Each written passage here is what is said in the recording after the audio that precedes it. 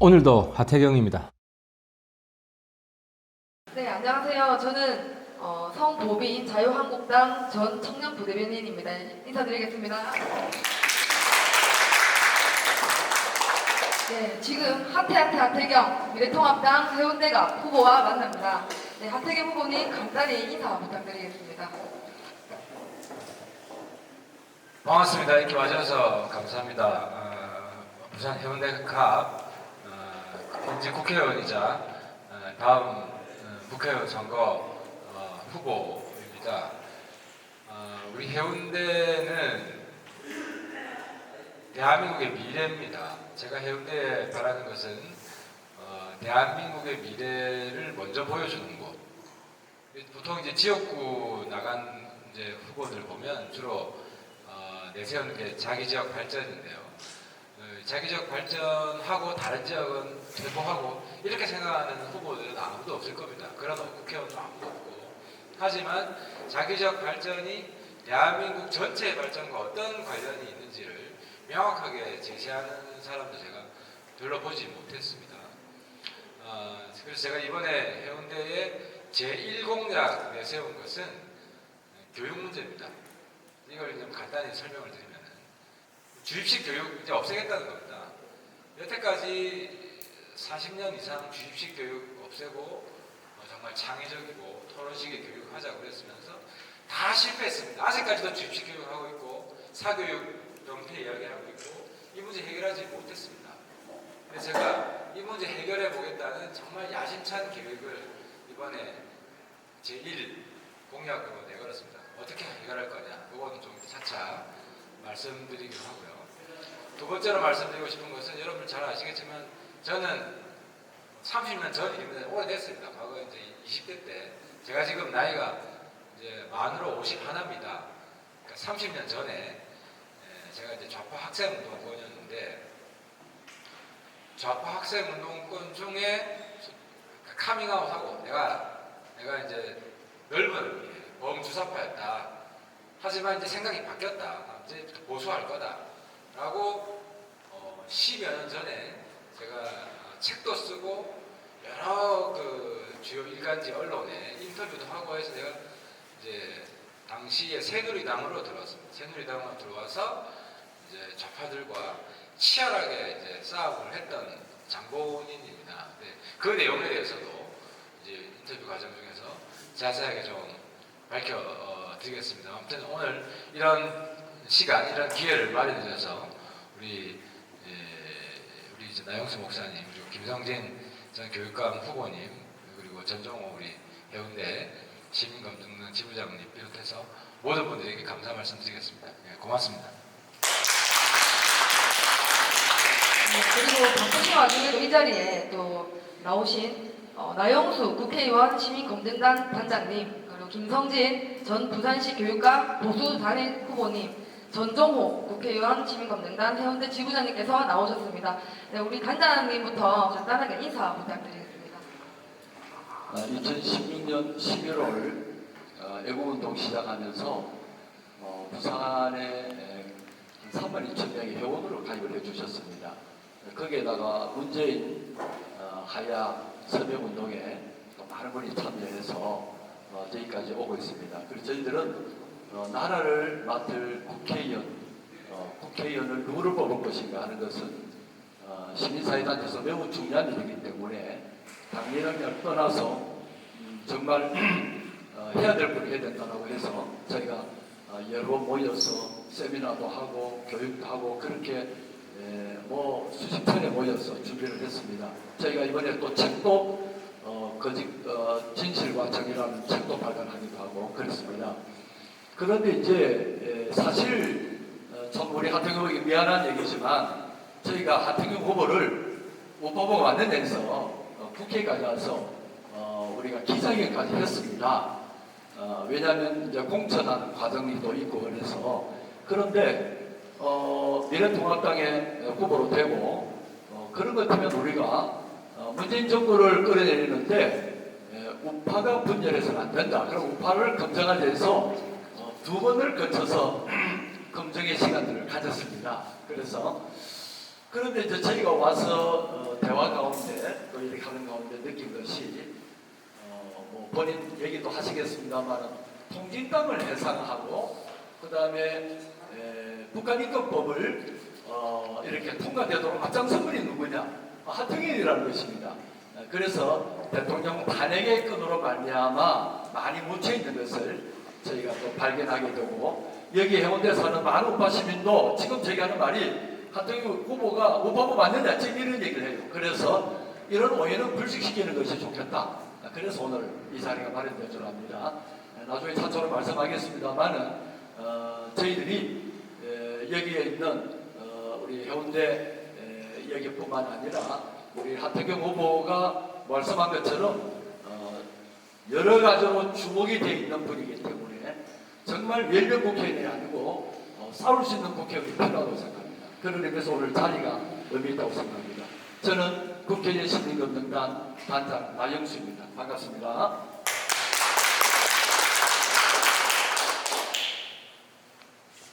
예, 반갑습니다. 부산대 김성기 교수입니다. 조금 아까 그 모두 발언에 하태경 의원님 그 말씀하시는 것 중에 아주 중요한 부분이 있어서 같이 얘기를 할까 합니다. 우선 국회의원이죠. 그러니까 나라에서 물론 지역에서 뽑히기는 하지만은 국정을 논하는 국회의원들이 부산뿐만 아니라 전국적으로도 지역 이슈에 함몰되어 있는 것 같다라는 느낌을 가져서 저도 늘 이 부분은 안타깝게 생각했는데 그런 점에서 대한민국의 미래를 우선적으로 내세운다라는 건 굉장히 중요한 발언이다 이렇게 생각합니다. 나라의 발전과 지역의 발전이 같이 공존할 수 있는 그런 의식을 가지는 것이 필요하다 그런 말씀을 드리고 싶고 두 번째는 제가 지난 2년 전에 교육감 후보로 나섰을 때도 결국 교육을 살리는 것이 나라를 살리는 것이기 때문에 교육의 중요성을 하태경 의원께서 아주 잘 지적을 한 것 같습니다. 근데 부산 시민들도 잘 모르는 해운대 구만의 해운대 각 지역에 모여 있는데 그런 가치가 있습니다. 그것은 뭐냐 하면 대한민국 경제부흥의 원동력이 바로 이 해운대에 시작됐다 이렇게 말씀을 드릴 수가 있는데 그 부분을 잘 우리 부산 시민들도 잘 모르죠. 우선 해운대 기계공고로 알려졌던 부산 기계공고가 대한민국 조국 근대화의 기수입니다. 사실 지금 여기 기계공고에 가면 그 박정희 대통령의 휘호가 있죠. 그 기계공고가 만들어진 것이 전국에 세 군데가 있었습니다. 구미전자공고, 그리고 부산 기계공고, 전북의 전북 기계공고 이렇게 세 개가 있는데 이 부산 기계공고가 만들어진 그것을 기념해서 세계 기능올림픽이 열렸고 그리고 그것이 바로 여기 기계공고에서 열렸었죠. 그때의 세계 종합 우승을 가졌고 그 이후로 해서 18번이나 계속해서 대한민국이 전 세계 기능공의 산실이 됐던 것이고 그래서 그러한 부산 기계공고가 바로 해운대 여기에 있다라는 거 굉장히 중요하고 두 번째는 얼마 전에 그 교육 문제 관련해서 부산 김석준 교육감하고 문제가 된 게 있습니다. 아시다시피 해운대에는 부산 유일한 자립형 사립고가 있습니다. 이거를 이 주민들이나 지역인들의 그런 바램을 완전히 무시하고 이 사립고를 폐쇄 이제 취소하려고 했던 그런 게 있죠. 그런데 이게 이제 요것 외에 또 하나 중요한 것이 부일국제외국고등학교입니다. 요게 고체가 된 것이 아시다시피 한독여실이거든요. 한독여실이 그 독일로 파견하는 간호사를 양성하는 곳이었습니다. 그래서 독일 파병된 간호사 그리고 또 독일의 광부, 이게 이제 대한민국 경제 번영의 원동력이 됐는데, 바로 그 산실이 이 해운대 갑에 위치하고 있는 국제 브이레고다. 브이를 국제예고다. 그래서 그런 점에서 보면 굉장히 방향을 잘 잡으신 것이 아닌가 그렇게 생각합니다. 뭐 나머지 부분 또 차근차근 말씀을 드리죠. 네.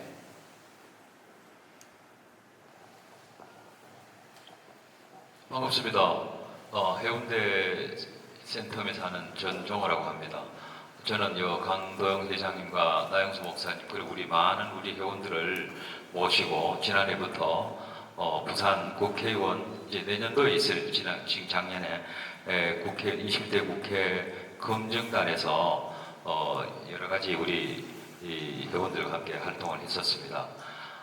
그리고 조금 전에 나영수 목사님 말씀처럼 또 지난달에는 우리 오늘 옆에 앉아 계시는 하태영 의원님 많은 공천하지 말아달라고 국회에 가서 또 이렇게 기자회견도 한 적도 있습니다. 예. 개인적으로는 굉장히 미안하게 생각합니다. 예. 자랑스러운 우리 해운대 구민이고 또 이 해운대가 부산을 대표하고 부산이 움직이면은 대한민국이 움직인다고 우리 많은 우파 운동 시민 회원들이 생각하고 있습니다.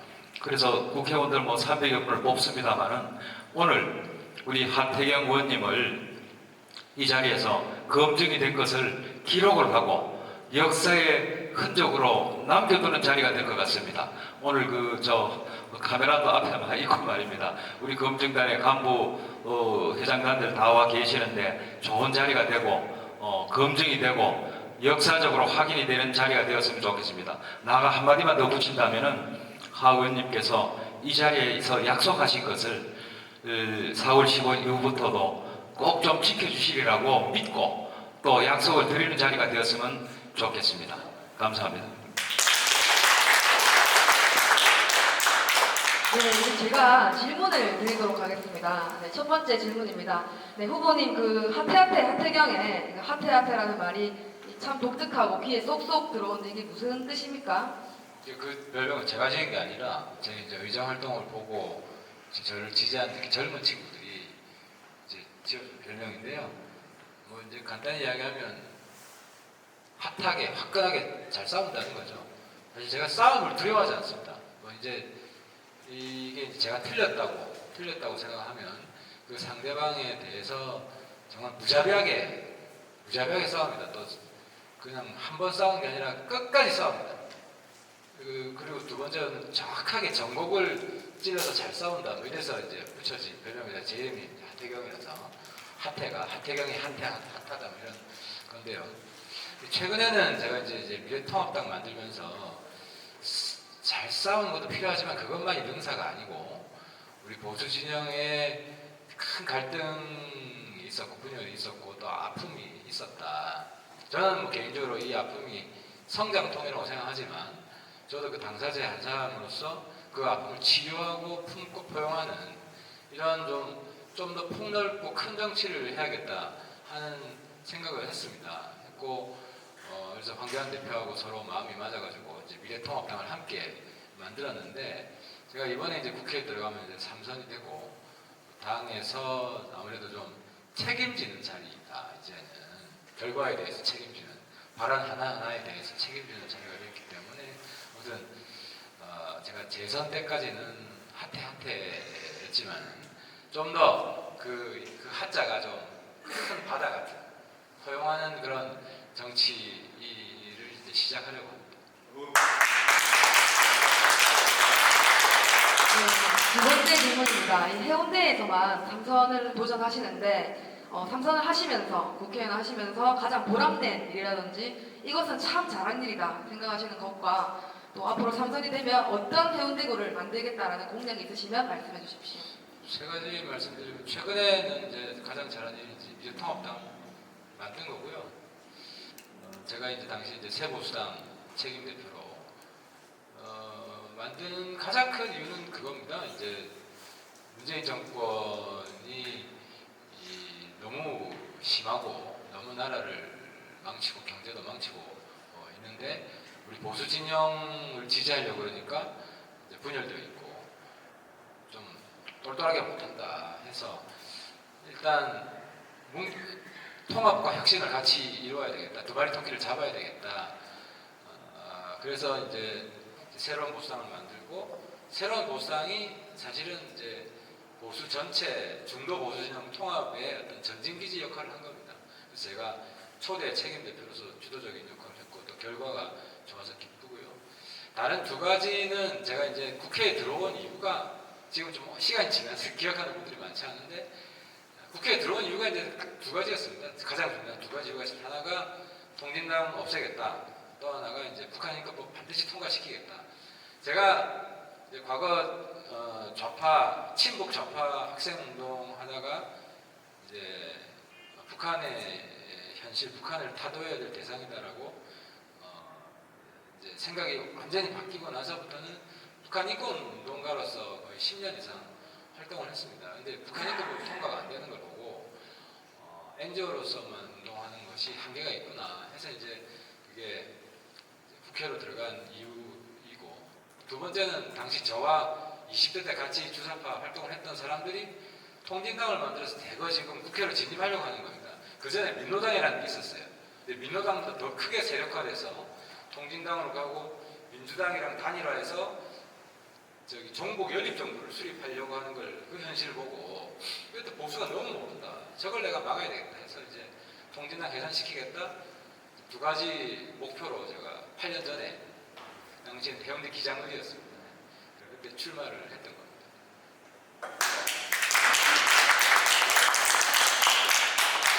후보님께서 그 주사파에서 과거의 주사파에서 자유우파로 전향했다는 것에 대해서 많은 사람들이 또 젊은 사람들도 좀 의문을 가지고 있습니다. 그런데 지금까지 활동을 보면 자유민주주의를 수호하기 위해서 많은 활동을 해오셨습니다. 그 중에 가장 큰 것이 아까 말씀하신 것처럼 북한 인권법 제정과 통진당 해산입니다. 이런 오해에 대해서 말씀해 주십시오. 검색해보면 다 나와요, 사실은. 통진당 해산 당시에 제가 매일 TV에 나왔습니다.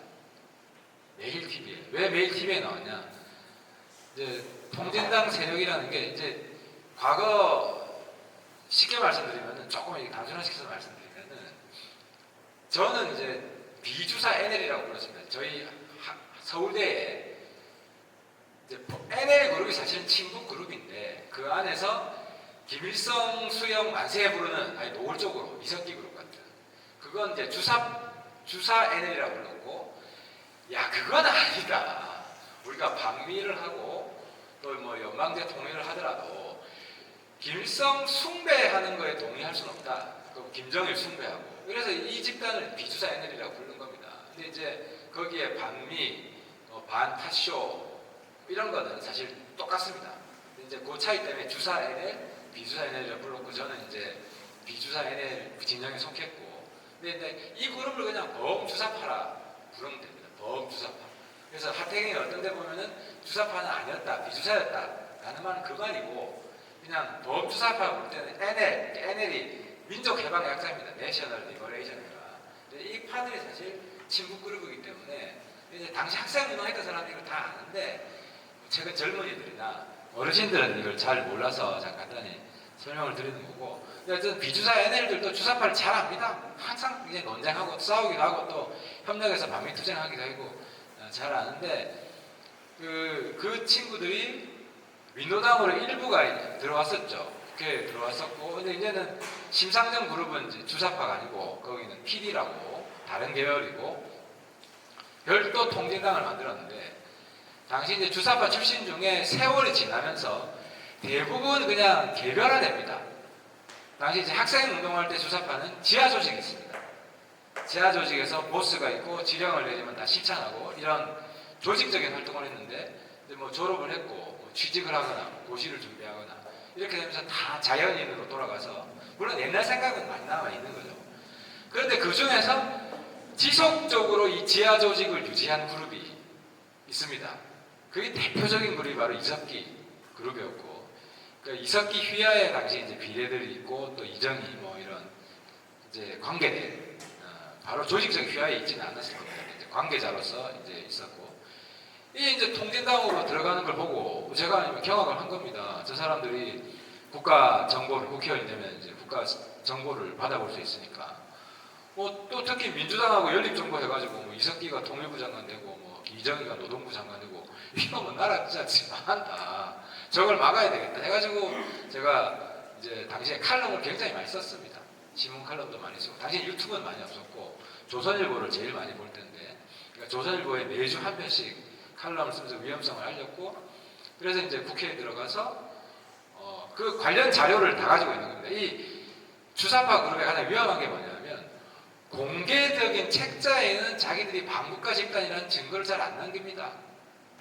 비공개 자료에는 있지만 근데 비공개 자료는 자기들이 공개를 안 하는 거니까 모르지 않습니까? 그래서 통진당 당시 이제 황교안 법무장관 이거 총리 되는 과정에서 이제 주사파 통진당 해산 문제가 있었는데 제가 걱정이 돼가지고 왜냐하면 헌법재판소에 해산하면 객관적이고 공개적인 자료로 입증을 해야 되잖아요. 의심만으로 해산이 안 되지 않습니까?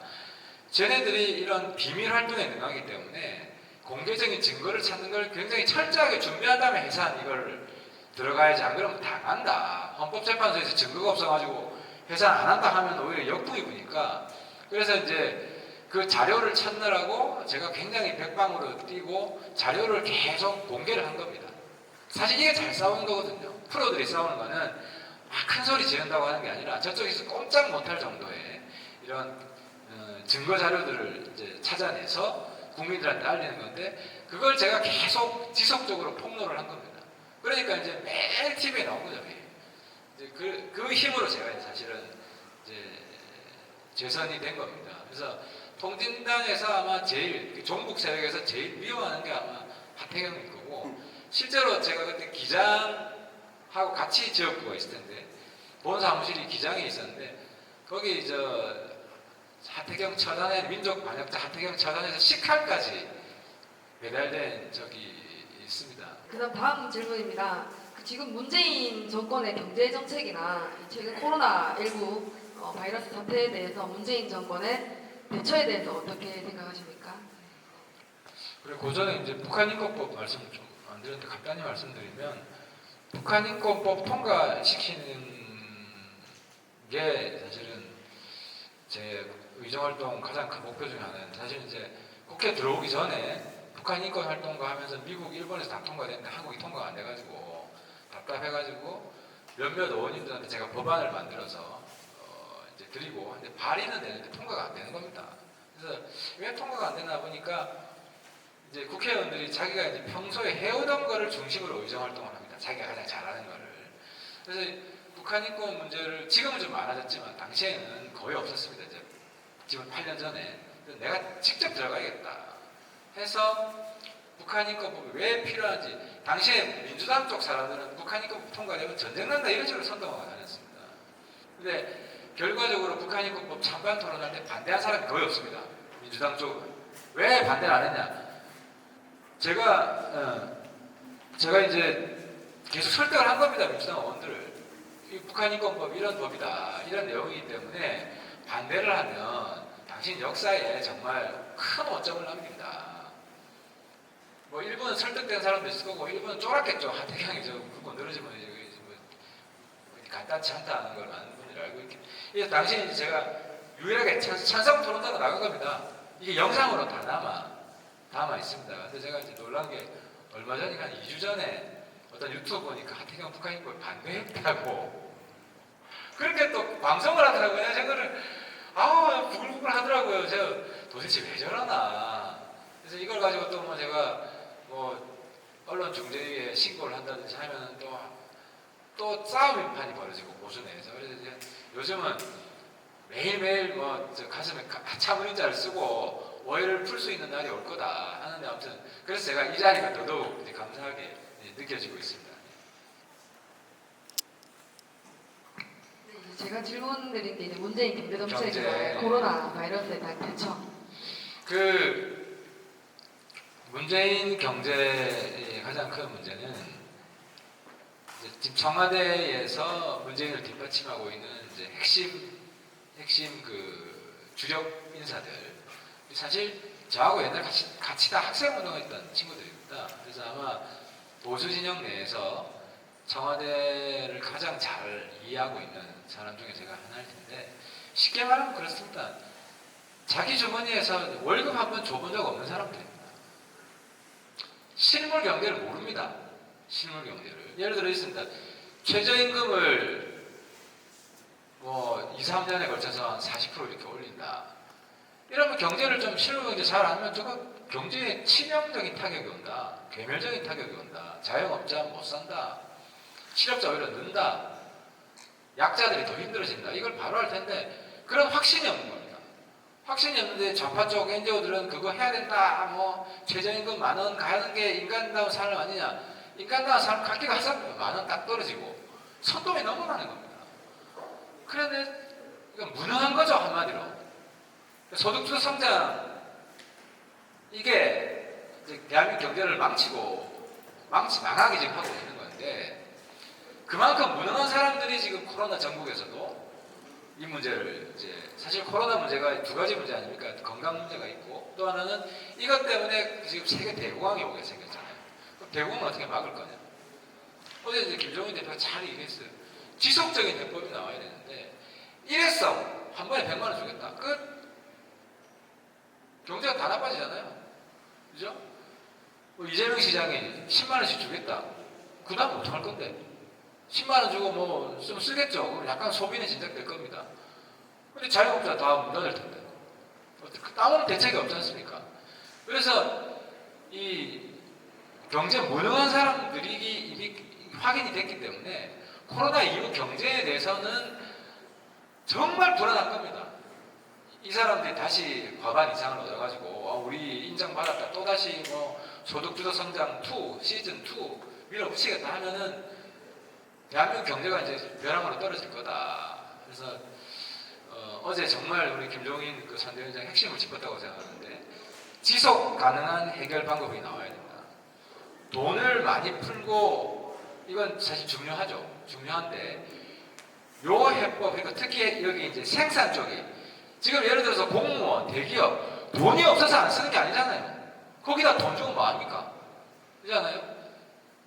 돈을 쓰고 싶어도 겁나서 못 쓰는 거야. 식당에 못 가는 거 아닙니까? 이러면 자영업을 유지시켜야 되는데 유지시키는 특단의 대책이 뭐냐. 이런 부분의 해법에 대해서는 제대로 나온 게 하나도 없고 빵점이다. 그래서 일단 미래통합당이 과반 이상을 획득해야 이 문제 제대로 방향을 틀 수 있다 하는 겁니다.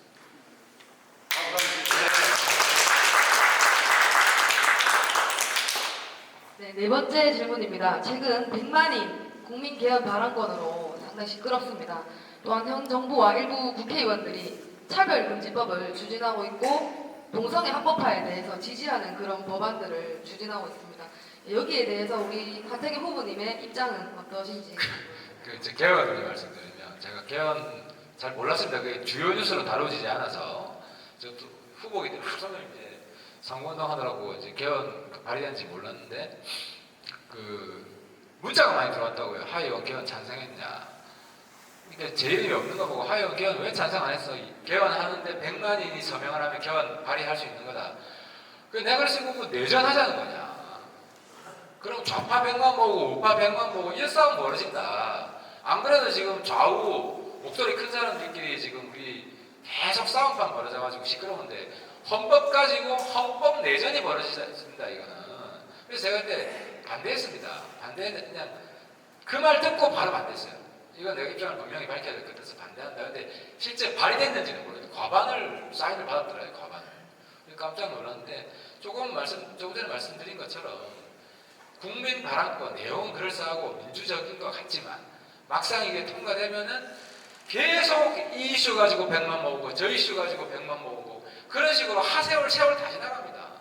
국민들을 어떻게 단합해가지고 미래로 이끌어가야 되는데 당파적인 거 가지고 계속 싸우면 대한민국 정말 산산이 찢겨진다. 제가 이건 맞겠다 그래가지고 그거 보고 바로 그 다음날 이건 헌법 내전하자는 소리다. 반드시 막아야 된다라고 입장을 분명히 밝혔고 그래서 뭐 그 문제는 제가 입장이 확고하고요.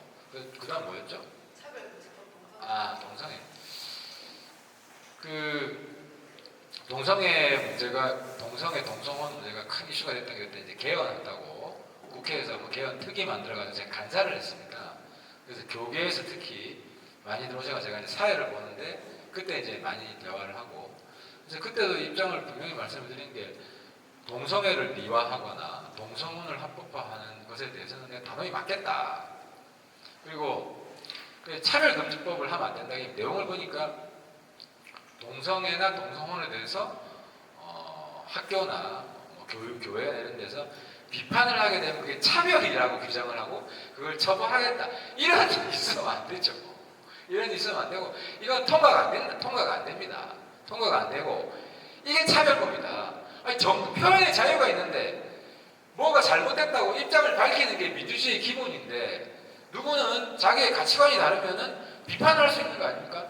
그거를 비판을 했다고 해서 그걸 차별이라고 규정을 하는 것 자체는 이거는 자유민주주의의 근간을 흔드는 거기 때문에 반드시 맞고 사실 통과가 될 수도 없다 이건. 그래서 믿고 저 믿고 그냥 가만히 있어도 된다 해서 실제로 개헌이 안 됐잖아요 당시에. 아시겠지만 개헌 자체가 추진이 안 됐지 않습니까? 그 특위 자체에서. 그래서 보니까 민주당에서도 한 뭐 5손가락도 안 됩니다. 한두 명 정도 사람이 강하게 그걸 추진하는 모양이더라고요. 그러니까 민주당 내에서도 많은 의원들의 공감을 얻고 있지 못한 그런 내용이었는데 그런 뭐 현실을 자세히 모르니까 교계에서는 사실 뭐 국회의원 한둘이 떠들어가 되는 경우도 있으니까요. 그래서 아무튼 그 부분은 큰 걱정 안 하셔도 되는데 제 입장은 동성애를 미화 조장한다든지 동성혼을 이제 법적으로 합법화하려고 하는 이런 시도에 대해서는 제가 단호하게 싸우겠습니다. 그래서 그 부분은 걱정 안 하셔도 될 겁니다.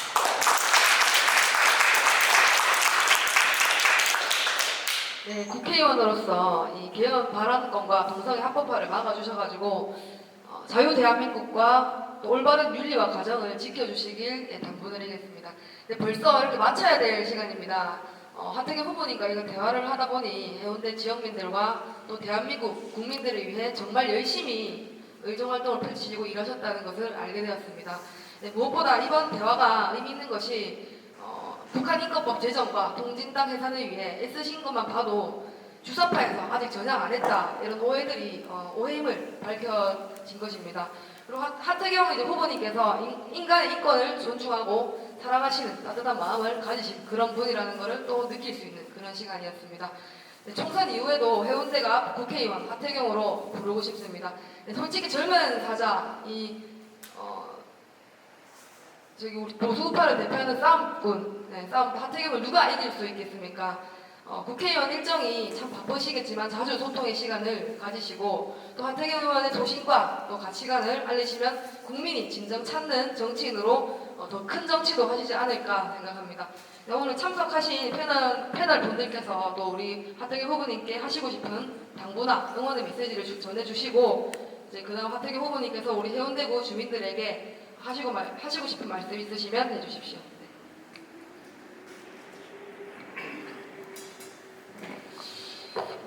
네, 뭐 짧은 시간에 충분히 뭐 이해가 된지 모르겠습니다만 큰 틀에서 일단 오해 일세가 풀렸다 보고 정말 죄송한 얘기지만 하태경하고는 참 악연으로 우리가 애운동할 때에 하태경의 사무실까지 가고 그런 분들이 이제 와 계신데 굉장히 반전이라고 생각합니다만 지금 이제 뭐 당을 떠났다 들어왔다 여러 가지 우리가 볼 때에 시각과 다른 시각이 있지만 그러나 우파의 가치를 분명히 지키고 있다. 그래서 제가 모두의 말씀을 드렸습니다만 그러면 어떻게 할 것인가? 그러면 지금은 전쟁이지 않습니까? 총선이 지금 문재인 대통령의 잘못된 것을 심판하는 여기에 우리가 이 힘을 모으되 어떻게 모을 것인가 하는 것을 대책을 논의해야 될 줄 압니다. 그래서 저희 나름대로 이제 여기에 현재 갑이죠. 저희가 갖고 있는 회원 영향과 문재인 반대 하야 운동했던 것들을 좀 조직적으로 해서 이제 모든 선거가 뭐 당원도 있고 선거도 있지만 자원봉사가 많을 때 그 선거는 굉장히 힘이 있다고 저는 생각합니다. 그래서 선거혁명은 그런 순수한 시민 나라를 생각하면서 많은 분들이 부산역으로, 서울로, 강화도로 많은 분들이 갔습니다. 그런 분들이 부산에 여러 지도자들 여러분들이 있습니다. 그래서 이제는 우리가 마음을 모아서 정말 이 해운대 갑에서 미래통합당 후보인 하태경 후보가 당선되고 또 그 다음에 앞으로 향후에 우리 시민단체나 많은 우파 시민들이 염려하지 않도록 우리가 지켜보고 잘 것이면 지켜볼 것입니다. 그렇게 해서 이번 전쟁에서 승리할 수 있도록 좀 더 조직하고 좀 더 단결해서 그래야 될 줄 압니다. 오늘 짧은 시간이 저를 비롯해서 우리 오해한 어르신들 어제도 제가 전화를 드렸어요. 그런 분들에게 오해의 실마리가 되고 이번에 확실한 당선의 계기가 되어서 이게 해운대 갑뿐만 아니라 부산 경남 40석이 정말 우파가 당선될 수 있도록 그런 계기가 됐으면 하는 바람입니다. 감사합니다.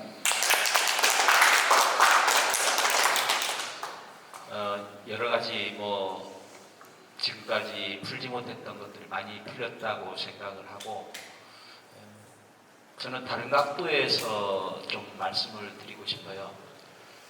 103년 전 1917년 2월에 볼셰비키 혁명이 일어나서 세계의 공산주의가 많이 퍼졌는데 이승만 대통령의 탁월한 그런 그 예지력 때문에 그 공산주의가 한반도에서 막혀 저지되었다. 그리고 이 거꾸로 이제 103년이 지난 2020년 거꾸로 볼셰비키 혁명의 반대측 우파혁명이 대한민국에서 시작돼서 바로 이 해운대에서 시작돼서 전 세계의 우파의 혁명이 완수될 수 있기를 바라는 마음이 간절하고 그런 점에서 보면은 좌파의 경험을 했던 하태경 의원이 훨씬 더 강력한 힘을 갖지 않는가 그렇게 생각을 합니다. 대한민국뿐만 아니라 전 세계 지금 바이러스보다 훨씬 더 강력하게 인류 운명을 무너뜨리고 있는 이 공산주의 좌파 사상을 거꾸로 무너뜨리는 그 보수혁명, 우파혁명이 바로 이 자리에서 오늘 새로운 시작이 될 수 있기를 바라는 마음이고요. 또 한 가지는 유신정권 하에서 그 오적이라는 시 때문에 사형언도를 받았던 김지아 시인이 해운대를 뭐라고 했느냐 하면 새로운 문명의 시작이다. 그리고 맨해튼과 같은 데가 될 것이다. 이렇게 얘기를 했었는데 그러한 해운대가 전 세계에 가장 번화하고 발전하는 그런 새로운 세상이 시작되는 것 그것하고 우파혁명하고가 결합되면은 대한민국뿐만 아니라 전 세계를 새롭게 바꾸는 힘이 될 것이라고 생각하고 그 발원지가 바로 해운대 그리고 해운대 갑이 될 것임을 믿어 의심치 않고 그런 점에서 하태경 의원께서 그런 투철한 그런 보수 우파의 정신을 대내에 천명을 하시고 국회에 가서도 그런 잘못된 것들을 잘 일깨워 주시면 큰 지도자가 될 수 있지 않겠는가 그렇게 생각하고 꼭 그렇게 하실 수 있으리라고 기대를 합니다. 예.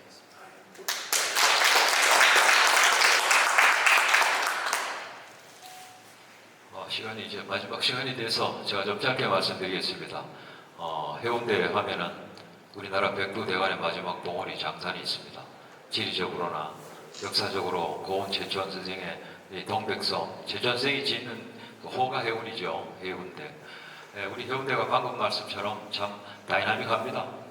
태평양의 관문이고 대륙의 관문이고 여기 50만 가까이 살지만 연간 1000만 이상이 해운대를 찾아오고 아까 말씀드린 대로 해운대가 부산을 대표하고 부산이 움직이면 우리나라를 움직입니다. 그 중심에 하태경 의원님 앉아 계십니다.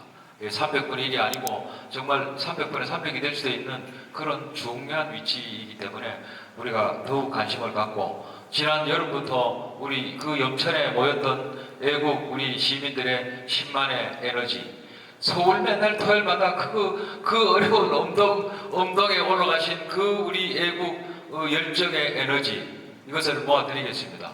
그걸 모아드리려고 오늘 여기 모이신 겁니다. 그리고 아까도 말씀드린 대로 부산 애국시민 수련부대 오늘 다 모이셨습니다.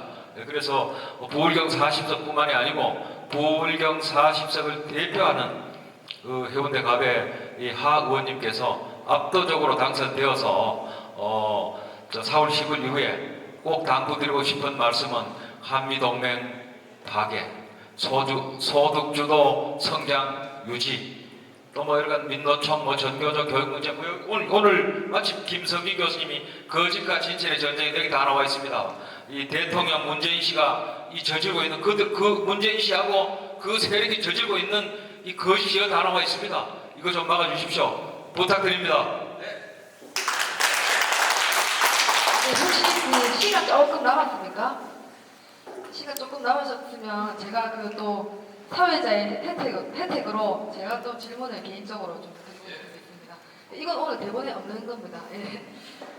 그 전 국민들이 다른 법안들은 다 몰라도 그 윤창호법에 대해서는 다 알고들 계실 겁니다. 이 윤창호법에 대해서 모르는 분은 거의 없을 거라고 생각하는데 제가 그 후보님 기자회견 출마 선언 기자회견을 그 시청에서 할 때 고 윤창호군 친구 이영광 그 친구와 함께 기자회견을 하는 걸 보고 정말 인상이 깊었습니다. 그래서 그 윤창호법 이제 도로교통법 일부 개정안이라고 할까요? 그거를 이제 만드시기까지 그 입법 과정이나 또 시행착오 어려운 점 있으면 전 묻고 싶습니다. 이제 저는 이제 그렇게 보면 오전에 좀 가능한 것 같아요. 보수 운동이 지금 발전하고 있는 단계가 요거 전에는 지금 전에는 싸움 할 줄 모르는 보수, 당하기만 하는 보수. 그래서 여기에서 싸움 할 줄 아는 보수가 필요하다 이런 단계였다고 봅니다. 그래서 조국 문제 있을 때 광화문에 그렇게 많이 모이고 우리의 힘을 보여줬다고 생각하는데 이제 21대 국회로 가면 이제 거기서 한 단계 더 나가서 잘 싸우는 보수, 싸워서 이기는 보수, 싸움에서 질 수도 있지 않습니까? 그래서 지금까지는 이제 우리도 싸울 줄 안다, 싸움의 의지를 높이는, 이제 의지뿐만 아니라 전략에도 능하고 똑똑하게 싸워서 이기는 이런 이제 저는 보수가 출현한다고 생각을 합니다. 그래서 제가 요즘 그동안 이제 보수 내에서도 쓴소리를 사실 많이 했습니다. 제가 정말 굴하지 않고 쓴소리 많이 했는데 이렇게 부딪혔던 가장 큰 이유는 저렇게 싸우면 진다, 그런 우려가 컸습니다. 예를 하나 들면 종북 개념이 필요하지만 이거를 저쪽이 아프게 하려면 좁게 써야 된다. 아무나 종북 붙이면 누구나 종북이 되면 그건 안 아프다, 뭐 이런 겁니다. 그래서 종북 개념을 남발하지 마라. 그래서 누가 종북이라고, 그거는 종북이라고 부르지 말자, 그거까지 가면 안 된다. 이러니까 하태경이 누구 종북 아니랬다 이래가지고 또 막 이제 내부에 시비가 붙고 저 사람은 주사파에 물이 덜 빠진 것 같다, 이런 일이 사실 있었던 겁니다. 그래서 그런 오해가 있었다는 걸 말씀을 드리고, 그래서 저는 오늘 이 자리가 저는 굉장히 소중한 자리라고 보는데 이제 보수 내에서 함께 우리가 어떻게 싸울 것이냐 이런 논의가 좀 돼야 된다. 그래, 왜냐하면은 다음 정권을 찾아와야 되지 않습니까? 싸움 한다고 찾아올 수 있는 게 아니거든요. 이기는 싸움을 해야 되거든요. 제가 이기는 보수, 그걸 만드는 선봉에 서겠습니다. 항상 대화하겠습니다. 그래서 그 자리에 함께 해주신 것에 대해서 감사하게 생각하고요. 그리고 이기는 보수가 되려면 그런 이념 문제뿐만 아니라 사실 윤창호법은 국민들 생활의 문제입니다. 음주운전으로 가족들이 완전히 무너지고 친구 관계가 완전히 다 무너지고, 그래서 사실은 이제 우리 해운대 지역에서 하태경을 재평가한 이유 중에 하나가 초선 때는 하태경이 맨날 추석밥 때려잡자, 빨갱이 때려잡자 이렇게 돌아다니더만 재선되니까 국민들 일상생활의 아픔도 이제는 이해하고, 윤창호, 제가 오늘 아침에 우리 새벽에 출근 인사하지 않습니까? 오늘 아침 인사한 자리가 윤창호 군이 사고 나간 그 자리입니다. 그 자리에 제가 이 피켓을 들고 인사를 했습니다. 마음이 뭉클했습니다, 사실은. 그래서 이제 저도 정말 국민의 아픔을 아는 정치인으로 거듭 태어나고 있다고 이제 스스로 이제 위안을 하고 이제 세 번째 국회의원이 되면은 우리 해운대 지역, 우리 보수 지역뿐만 아니라 사실 국민들 중에 내가 볼 때는 한 10%가 나는 좌파다. 한 10% 정도가 나는 우파다. 한 80% 정도는 생활인이죠. 생활인. 그렇지 않습니까? 먹고 살기 바쁜데. 근데 이 80% 국민들의 아픔을 어루만져 주고 진정한 우파라면 보수가 별 거 있습니까? 경제 성장시키는, 경제 성공시키는 게 보수입니다. 경제 망하게 하는 게 좌파예요. 요즘 지역 동네 다니면요, 사회주의 될까 무섭다 그럽니다. 그러면 그 동네 어르신들이 말하는 사회주의가 이념적 사회주의인가? 제가 가만 들어보니까 그게 아니라 국민들 힘들게 하는 나라가 되는 게 사회주의라고 생각하는 겁니다. 그리고 빨갱이 잡아야 된다. 저는 처음에 저분이 막스, 레닌 뭐 이런 걸 알고 하시는 말씀입니까? 그게 아니라 정치 잘못하는 놈, 이런 사람들, 정치 나쁘게 하는 이런 사람들은 그냥 빨갱이라고 나쁜 정치인을 이렇게 부르고 있더라고요. 그게 보수의 마음인 겁니다. 그래서 저도 아까 말씀드렸지만 이제 처음에는 그렇습니다. 이제 공부 많이 한 사람은 단어 하나하나에 집착합니다. 저 사람 뭐 빨갱이라 그러면 그 빨갱이 아니야. 그러니까 그분이 빨갱이라 그럴 때 정치 잘못한다는 걸 이야기하면 그 마음을 읽어야 되는데 처음에는 그 마음을 모르고 빨갱이라는 사회과학적 개념은 그런 게 아닙니다라고 이빠른 소리를 하는 그런 정치를 배운 면도 있단 말입니다. 그죠? 근데 이제 그 힘든 국민의 마음을 뿌리부터 헤아릴 줄 아는 이런 정치인이 되겠다. 그런 생각을 저는 유창화법을 통과시키면서 했고 앞으로는 그런 정치인이 되겠습니다. 그리고 우리 우파 진영, 보수 진영에 있는 분들도 그 속마음을 제가 읽고 그 속마음에 대해서 제가 답변을 하는 그런 정치인이 되겠습니다.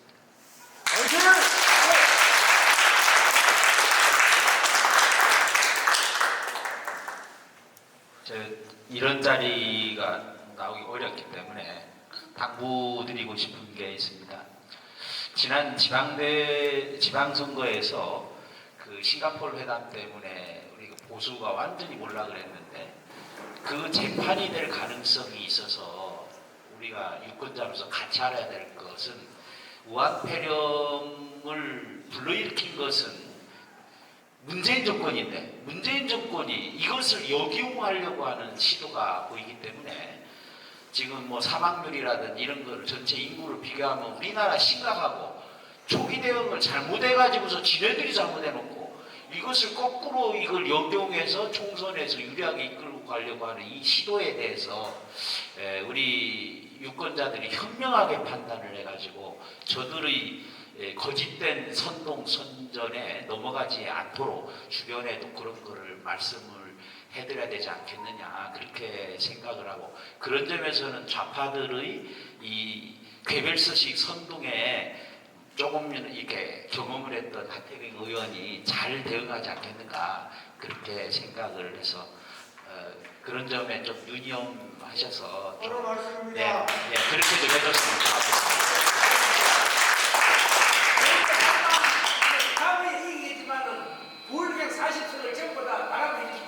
네, 감사합니다. 네.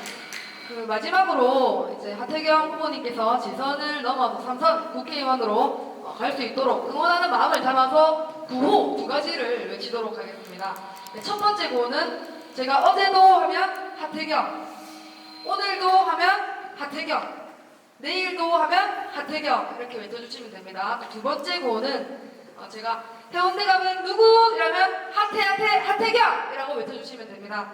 네, 시작하겠습니다. 연수 없습니다. 네. 어제도 하태경! 오늘도 하태경! 내일도 하태경! 해운대 가면 누구? 하태경! 네, 감사합니다. 모든 인터뷰를 마치도록 하겠습니다.